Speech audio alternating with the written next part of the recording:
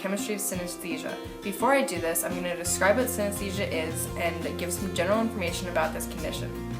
The word synesthesia comes from two Greek words, syn, which means together, and aesthesis, which means perception. So, synesthesia literally means joined perception. These words, by themselves, aren't very clear, so let me give you some examples. Imagine hearing a middle C note and automatically seeing the color red. Or, imagine seeing a dog and automatically tasting oranges. Or, imagine smelling coffee and automatically feeling a pinch on your neck. These are all examples of what people with synesthesia might experience. It is as if their senses get crisscrossed or mixed together. Synesthesia could involve any of the senses, which are sight, smell, taste, touch, and hear.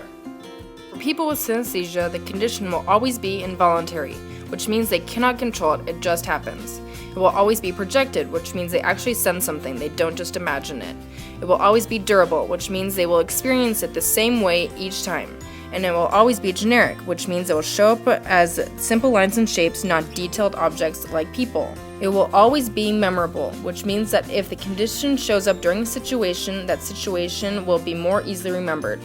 And it will always be emotional, which means that if a condition shows up, it will likely cause a person's emotion about the situation to change.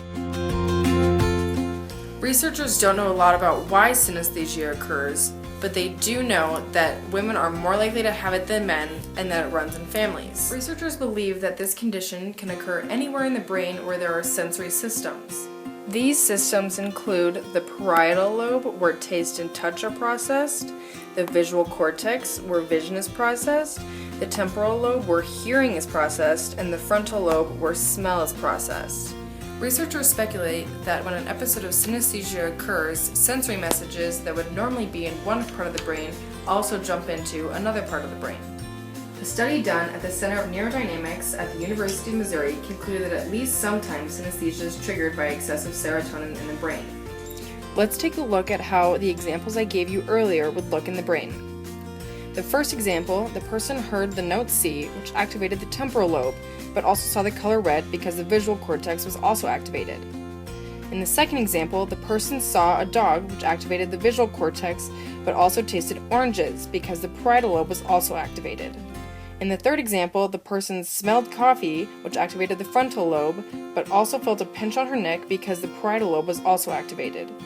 In each of these cases, two seemingly unrelated responses occurred to one stimulus.